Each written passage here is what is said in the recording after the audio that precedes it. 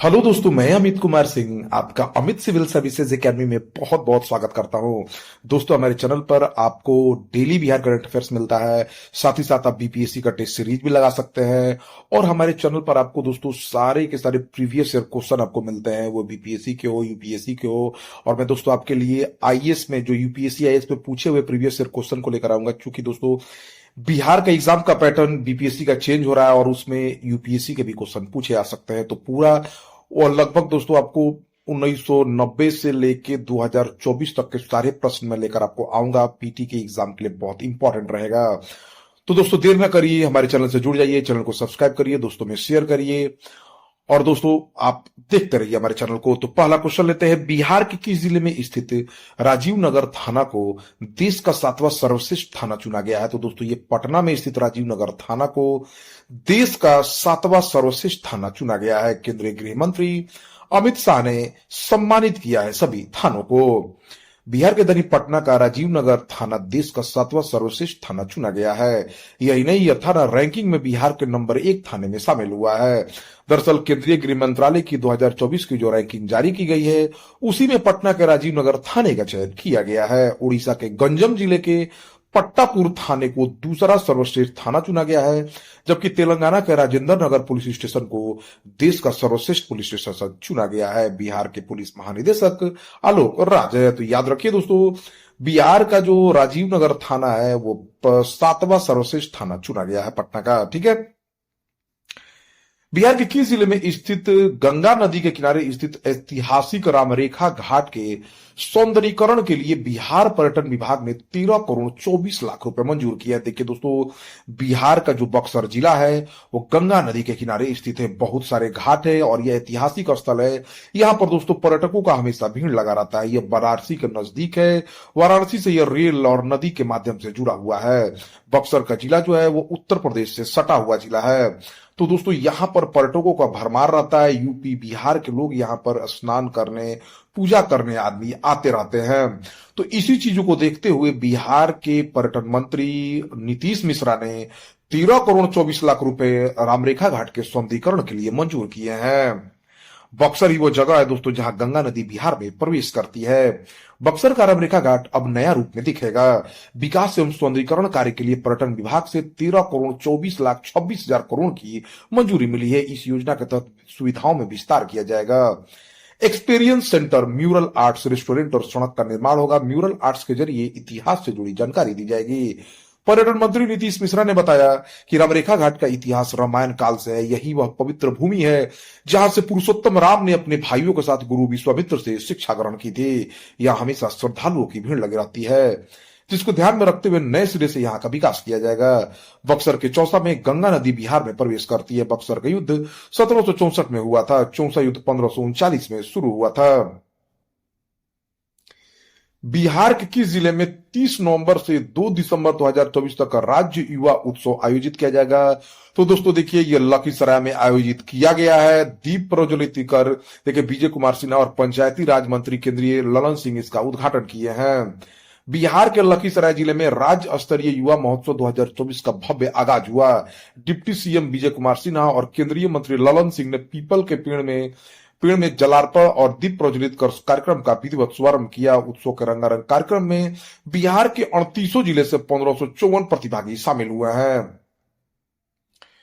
ठीक है दोस्तों, उद्घाटन सत्र की कला यात्रा के दौरान बेहतर प्रस्तुति के लिए पटना जिला को प्रथम, मधुबनी को द्वितीय और लखीसराय को तृतीय पुरस्कार डिप्टी सीएम के द्वारा प्रदान किया गया।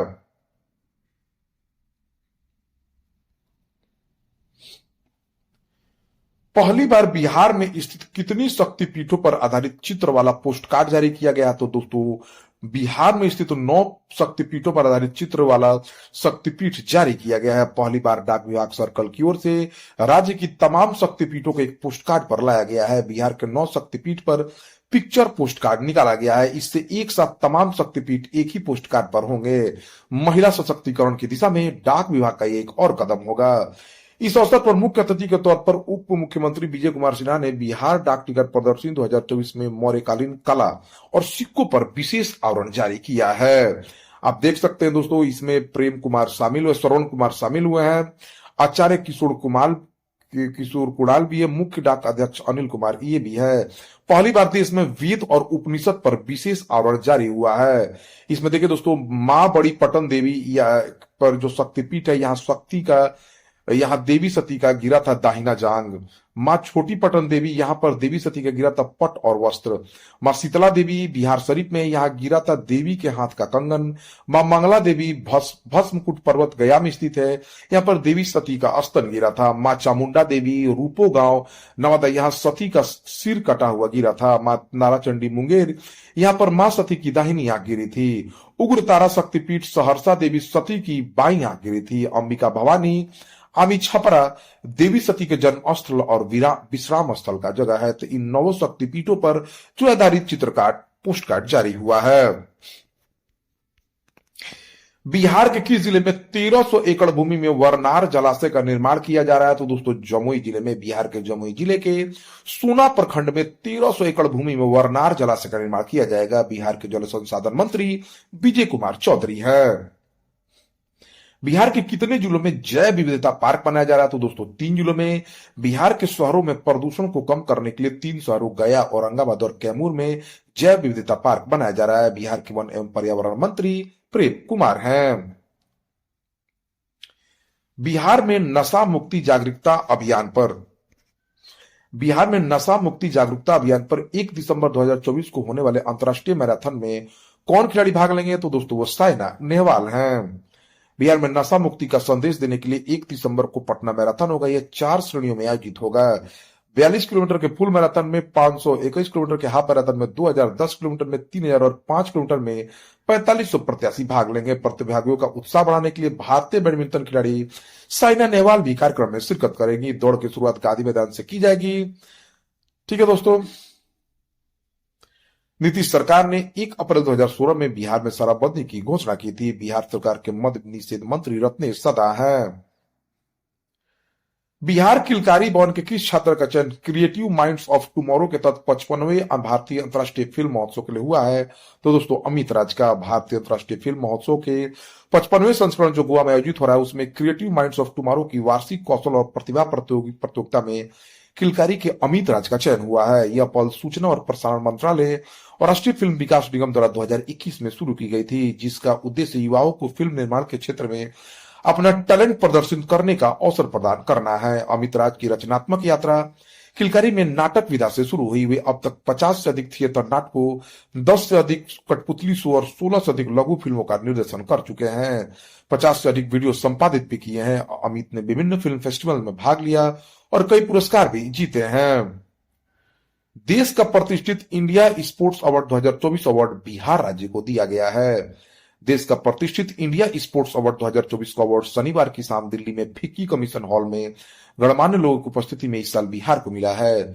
इस अवार्ड को देने के लिए एक भव्य समारोह का आयोजन किया गया था। इस पुरस्कार को बिहार राज्य खेल प्राधिकरण के महानिदेशक रविंद्र शंकरन ने ग्रहण किया है।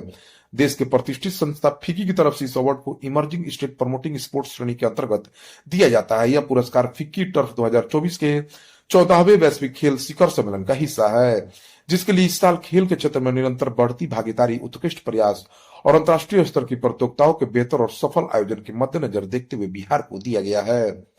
हाल ही में बिहार के राजगीर में एशिया महिला हॉकी कप का सफल आयोजन हुआ। इसमें भारत ने जीत दर्ज की। बिहार के खेल मंत्री सुरेंद्र मेहता हैं। अंतर्राष्ट्रीय व्यापार मेले में बिहार मंडप और विकसित बिहार प्रदर्शनी को स्वर्ण पदक प्राप्त हुआ है। दिल्ली के प्रगति मैदान में संपन्न भारत अंतर्राष्ट्रीय व्यापार मेला के 43वें संस्करण में बिहार ने अपने शानदार प्रदर्शनी के लिए गोल्ड मेडल जीता है। सम्मान समारोह में बिहार के प्रोजेक्ट के नोडल अधिकारी निखिल धनराज निपाड़ीकर को यह मेडल प्रदान किया गया है। बिहार इस साल पार्टनर स्टेट था, इसलिए बिहार मंडप को इस मेला के थीम विकसित भारत 2047 के अनुरूप तैयार किया गया था। उद्योग विभाग की सचिव वंदना प्रेसी और उद्योग निदेशक आलोक रंजन घोष के दिशा निर्देशन में बिहार सरकार के उद्योग विभाग ने उद्योग मित्र टीम की मदद से इस पूरे कार्यक्रम और प्रदर्शनी को मूर्त रूप दिया था। बिहार मंडप में कुल मिलाकर 75 स्टॉल था, जिसमें राज्य के हैंडलूम, खादी और हस्तकरघा उत्पादों को प्रदर्शित किया गया था। नालंदा की बब्बन बूटी, भागलपुरी रेशम, मिथिला की मधुबनी पेंटिंग, पटना की टिकुली कला और अन्य कलाकृतियों को बिक्री और प्रदर्शन के लिए रखा गया था। ट्रेड फेयर में बिहार मंडप को 7वीं बार गोल्ड मेडल मिला है।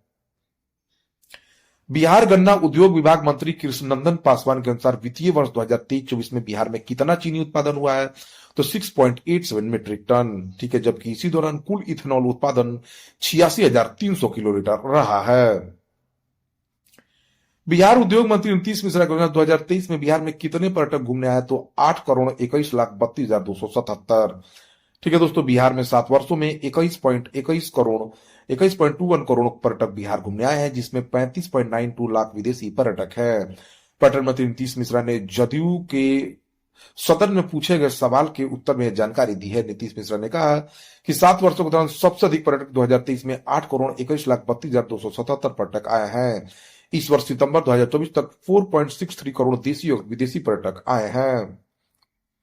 Steel authority of India limited ने किस कंपनी के साथ एक समझौता ज्ञापन पर हस्ताक्षर किया है, तो जॉन कॉकरिल इंडिया लिमिटेड के अनुसार इसका उद्देश्य व्यापक उद्योग विशेषज्ञता और नवाचार और स्थिरता के लिए काम करना है। 55वें भारतीय अंतर्राष्ट्रीय फिल्म महोत्सव में सर्वश्रेष्ठ फिल्म का गोल्डन पीकॉक पुरस्कार जो है टॉक्सिक को मिला है। 55वें भारतीय अंतर्राष्ट्रीय फिल्म महोत्सव में लिथुआनिया की फिल्म टॉक्सिक को सर्वश्रेष्ठ फिल्म का प्रतिष्ठित गोल्डन पीकॉक पुरस्कार दिया गया, जबकि रोमानिया के निर्देशक बोगदान मिरुसोनी को उनकी film the new year that never came के लिए सर्वश्रेष्ठ निर्देशक का सिल्वर पीकॉक पुरस्कार मिला है। 28 नवंबर 2024 को गोवा के doctor Shyamaprasad Mukherjee indoor stadium में 55वें अंतर्राष्ट्रीय फिल्म महोत्सव का भव्य समापन हुआ। इस वर्ष का थीम युवा फिल्म निर्माता भविष्य अब है। अभिनेता विक्रांत मैसी को Indian film personality of the year का पुरस्कार प्रदान किया गया। मराठी वेब सीरीज लैंपन को सर्वश्रेष्ठ वेब सीरीज ओटीटी का पुरस्कार मिला। प्रसिद्ध ऑस्ट्रेलियाई फिल्म निर्माता फिलिप नायस को इफ्की 2024 में सत्यजीत रे लाइफ टाइम अचीवमेंट पुरस्कार से सम्मानित किया गया है। अभिनेत्री वेस्टा माटुलिते और ईवा रुपेइकाइटे ने संयुक्त रूप से सर्वश्रेष्ठ अभिनेत्री के लिए सिल्वर पीकॉक जीता है। क्लेमेंट फेवे को सर्वश्रेष्ठ अभिनेता सिल्वर पुरस्कार से सम्मानित किया गया है। विशेष जूरी पुरस्कार लुइस कोरियोसियर को दिया गया है। बुगतान मुरे को तो दिया ही गया दोस्तों। सारा फ्रीडलैंड को फिल्म फैमिली टच को सर्वश्रेष्ठ फीचर फिल्म का पुरस्कार मिला है। एकलव्य ऑनलाइन डिजिटल प्लेटफॉर्म हाल ही में किसके द्वारा लॉन्च किया गया दोस्तों? भारतीय थल सेना द्वारा। भारतीय थल सेना प्रमुख जनरल उपेंद्र द्विवेदी ने हाल ही में भारतीय सेना के लिए एकलव्य ऑनलाइन डिजिटल प्लेटफॉर्म शुरू किया है। इस प्लेटफॉर्म को आर्मी डेटा नेटवर्क पर होस्ट किया गया है और इसमें एक scalable architecture Eklavya software platform एक ट्रेडिंग प्लेटफॉर्म है। भारतीय वायुसेना प्रमुख air chief marshal AP Singh है। भारतीय नौसेना प्रमुख दिनेश त्रिपाठी हैं। हाल ही में अंतर्राष्ट्रीय पर्यटन मार्ट का आयोजन कहाँ किया गया? तो दोस्तों काजीरंगा नेशनल पार्क में। काजीरंगा नेशनल पार्क असम में स्थित है। ये एक सींग वाले गेंडों के लिए प्रसिद्ध है। देश के पूर्वोत्तर भारत में पर्यटन को बढ़ावा देने के उद्देश्य से अंतर्राष्ट्रीय पर्यटन मार्ट का 12वां संस्करण 27 नवंबर 2024 को असम के काजीरंगा में शुरू हुआ। इसका आयोजन 29 नवंबर 2024 तक होगा। इसका आयोजन पर्यटन मंत्रालय द्वारा प्रतिवर्ष किया जाता है। असम के मुख्यमंत्री हिमंत बिस्व शर्मा है। असम के राज्यपाल लक्ष्मण आचार्य हैं। हाल ही में किस भारतीय क्रिकेटर ने संन्यास की घोषणा की है? तो दोस्तों सिद्धार्थ कौल ने। हाल ही में तेज गेंदबाज सिद्धार्थ कौल ने भारतीय क्रिकेट से संन्यास की घोषणा की है। वह 2008 अंडर 19 विश्व कप विजेता की टीम का हिस्सा रहे हैं। सिद्धार्थ कौल ने 2018-19 में भारत के लिए 6 अंतर्राष्ट्रीय मैच खेले और 4 विकेट हासिल किए हैं। भारत के पहले ग्रीन हाइड्रोजन फ्यूल स्टेशन का उद्घाटन कहाँ किया गया? तो दोस्तों लेह में। भारत के पहले ग्रीन हाइड्रोजन फ्यूल स्टेशन का उद्घाटन लेह लद्दाख में किया गया, जो प्रतिदिन 80 किलोग्राम ग्रीन हाइड्रोजन का उत्पादन करेगा। यह सेंटर 5 हाइड्रोजन ईंधन सेल बसों को बिजली देगा। इसका निर्माण अमारा राजा इंफ्रा ने एनटीपीसी लिमिटेड के लिए किया है। झारखंड के मुख्यमंत्री के रूप में चौथी बार हेमंत सोरेन ने शपथ ली है। हाल ही में हुए दोस्तों चुनाव में, लोक विधानसभा चुनाव में एनडीए गठबंधन को बुरी मात दी झारखंड में। इसके बाद दोस्तों हेमंत सोरेन मुख्यमंत्री बने हैं। झारखंड के राज्यपाल संतोष गंगवार हैं। नेटवर्क रेडीनेस इंडेक्स 2024 में भारत की रैंक 49 है दोस्तों। 2023 में 60वें स्थान से छलांग लगाते हुए भारत ने 2024 में 49वें स्थान पर अपनी पहुंच बढ़ाई है। एनआरआई अर्थव्यवस्थाओं को उनके आर्थिक विकास और तकनीकी नवाचार जैसी तैयारियों के लिए आधार पर रैंक करता है। राष्ट्रीय अभियान बाल विवाह मुक्त भारत को हाल ही में केंद्रीय मंत्री अन्नपूर्णा देवी ने लॉन्च किया है। केंद्रीय महिला एवं बाल विकास मंत्री अन्नपूर्णा देवी ने हाल ही में नई दिल्ली में राष्ट्रीय अभियान बाल विवाह मुक्त भारत शुरू किया है। यह अभियान 2047 तक एक विकसित भारत के दृष्टिकोण के अनुरूप है। इसके साथ ही बाल विवाह मुक्त भारत पोर्टल का भी शुभारंभ किया गया है। किसे हाल ही में ब्रह्मोस एरोस्पेस का नया प्रमुख नियुक्त किया गया? तो दोस्तों डॉक्टर जयतीरथ राघवेंद्र जोशी को हाल ही में जयतीरथ राघवेंद्र जोशी को सुपरसोनिक क्रूज मिसाइल प्रणाली के निर्माणकर्ता संगठन ब्रह्मोस एरोस्पेस का नया प्रमुख नियुक्त किया गया। उन्होंने भारत के मिसाइल कार्यक्रमों, विशेषकर पृथ्वी और अग्नि मिसाइल प्रणालियों में महत्वपूर्ण योगदान दिया है। वन नेशन वन सब्सक्रिप्शन योजना के तहत कितने कैलेंडर वर्षों के लिए धनराशि आवंटित की गई है? तो 3 वर्ष के लिए। पीएम मोदी की अध्यक्षता में केंद्रीय मंत्रिमंडल ने वन नेशन वन सब्सक्रिप्शन को मंजूरी दी है। नई केंद्रीय क्षेत्र योजना के रूप में 3 कैलेंडर वर्षों 2025, 26 और 27 के लिए वन नेशन वन सब्सक्रिप्शन के लिए कुल 6,000 करोड़ रुपए आवंटित किए गए हैं। यह योजना शोध लेखों, जर्नल प्रकाशनों तक देशव्यापी के लिए लॉन्च की गई है। अटल इनोवेशन मिशन के लिए सरकार ने कितने करोड़ रुपए मंजूर किए हैं? 2016 में शुरू हुई अटल इनोवेशन मिशन के तहत सरकार ने 2750 करोड़ रुपए जारी किए हैं। केंद्रीय मंत्रिमंडल ने हाल ही में नीति आयोग के तहत चल रहे अटल इनोवेशन मिशन को 31 मार्च 2028 तक 2750 करोड़ रुपए के आवंटन के साथ जारी रखने की मंजूरी दी है। सरकार ने हाल ही में पैन 2.0 प्रोजेक्ट के लिए कितने करोड़ रुपए? तो दोस्तों 1435 करोड़ रुपए लॉन्च किए हैं। ये पैन का मॉडिफाइड रूप है दोस्तों, इसमें बार कोड भी रहेगा। सरकार ने हाल ही में पैन 2.0 प्रोजेक्ट को मंजूरी दे दी है। पैन 2.0 का लक्ष्य टेक्नोलॉजी के माध्यम से करदाता पंजीकरण सिस्टम को बदलना है। इस समय देश में कुल 78 करोड़ पैन जारी है, जिसमें 98% व्यक्तियों के लिए जारी किए गए हैं। डिजिटल इंडिया के लक्ष्यों के अनुरूप यह फैसला किया गया है। सीसीआई ने हाल ही में फ्लिपकार्ट में हिस्सेदारी हासिल करने के लिए किसको मंजूरी दी है? तो दोस्तों अल्फाबेट को। भारतीय प्रतिस्पर्धा आयोग ने वॉलमार्ट के स्वामित्व वाली फ्लिपकार्ट प्राइवेट लिमिटेड में हिस्सेदारी खरीदने के लिए अल्फाबेट की सहायक कंपनी शोरलाइन इंटरनेशनल होल्डिंग्स को मंजूरी दे दी है। राष्ट्रीय डोपिंग रोधी एजेंसी ने रेसलर बजरंग पुनिया पर कितने वर्षों का बैन लगाया? दोस्तों 4 वर्षों का। ओलंपिक कांस्य पदक विजेता बजरंग पुनिया पर 4 वर्षों के लिए जो है बैन लगा दिया गया है। किस राज्य की हैंडीक्राफ्ट घरचूला को जीआई टैग मिला है? तो दोस्तों गुजरात की। 29 नवंबर को गुजरात की सांस्कृतिक हस्तशिल्प विरासत घरचूला को भारत सरकार से जीआई टैग मिला है। गुजरात को मिलने वाला यह 23वां जीआई टैग है। ठीक है दोस्तों, घरचूला जो साड़ियां दोस्तों, घरचूला का मतलब होता है घर पर पहना जाने वाला कपड़ा। यहाँ घर असल में दुल्हन का नया घर माना जाता है, जबकि चोला वह कपड़ा है जिसे वो पहनकर उस घर में प्रवेश करती है। घरचोला साड़ी गुजराती शादियों का बहुत खास हिस्सा है। ये कॉटन या सिल्क का बनाया जाता है। इस पर जरी का काम किया जाता है। मोर, कमल, फूल, पत्तियों की आकृतियां बनाई जाती है। घरचोला बनाने की शुरुआत गुजरात के खंभात जिले से हुई। गुजरात के मुख्यमंत्री भूपेंद्र भाई पटेल है। गुजरात के राज्यपाल आचार्य देवव्रत हैं। 29 नवंबर 2024 को किसने देश भर के पुलिस महानिदेशक और पुलिस महानिरीक्षक के 59वें अखिल भारतीय सम्मेलन का उद्घाटन किया? तो दोस्तों अमित शाह ने। केंद्रीय गृह मंत्री अमित शाह ने 29 नवंबर 2024 को देश भर के पुलिस महानिदेशक और पुलिस महानिरीक्षक के 59वें अखिल भारतीय सम्मेलन का उद्घाटन किया। 3 दिवसीय सम्मेलन 29 नवंबर से 1 दिसंबर 2024 तक उड़ीसा की राजधानी भुवनेश्वर में हो रहा है। पीएम मोदी 30 नवंबर और 1 दिसंबर 2024 को इसमें हिस्सा लेंगे। एशियाई विकास बैंक के 11वें अध्यक्ष कौन बनेंगे? तो दोस्तों मसातो कांडा। एशियाई विकास बैंक के बोर्ड ऑफ गवर्नर ने 28 नवंबर 2024 को जापान के मसातो कांडा को बैंक का 11वां अध्यक्ष चुना है। उन्हें मिस्टर येन के नाम से भी जाना जाता है। वो मौजूदा अध्यक्ष मसातोशुगु असाकावा की जगह लेंगे, जो 23 फरवरी 2025 को अपना पद छोड़ रहे हैं। केंद्रीय वित्त मंत्री निर्मला सीतारमन एडीबी के बोर्ड ऑफ गवर्नर्स में भारत का प्रतिनिधित्व करती है और अजय सेठ वैकल्पिक गवर्नर हैं।